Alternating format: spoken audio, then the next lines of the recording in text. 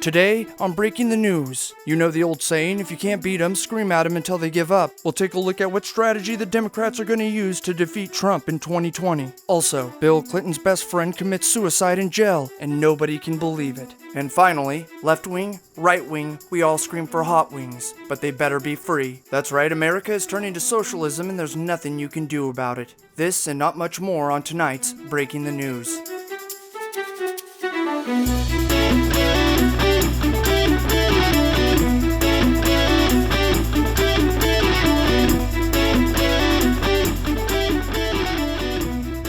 Thank you for joining me on Breaking the News. I'm your host, Byro Down to Business Johnson, and no, Johnson's not my last name. Could a recession doom Trump for re-election? For some of us, all we can do is cross our fingers and hope.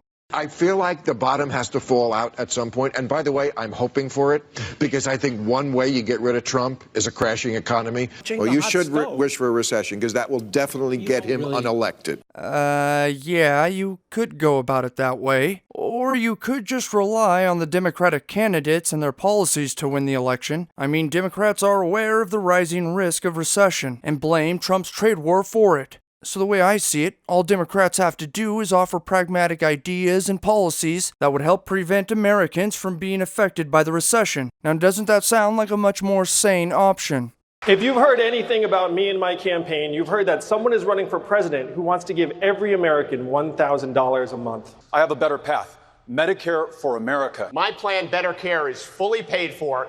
That's the concept of my Medicare for All Who Want It proposal. Raise your hand if your government plan would provide coverage for undocumented immigrants.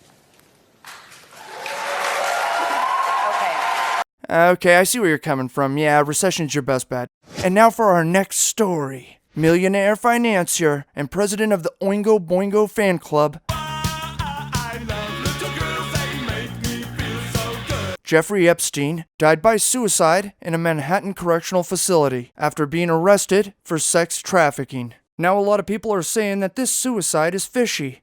A fishy suicide. There have been some conflicting reports about his suicide, and the millionaire has ties to some powerful people, like Trump, Clinton, and Kevin Spacey. When investigators looked into Epstein's finance business, they could only find one client, and so on, you get it. But now the media is forced to combat these conspiracy nutjobs who think Epstein's death was suspicious, like a well-connected millionaire that ran a successful business with only one client and was arrested for running an international underage sex trafficking operation, was part of some sort of conspiracy.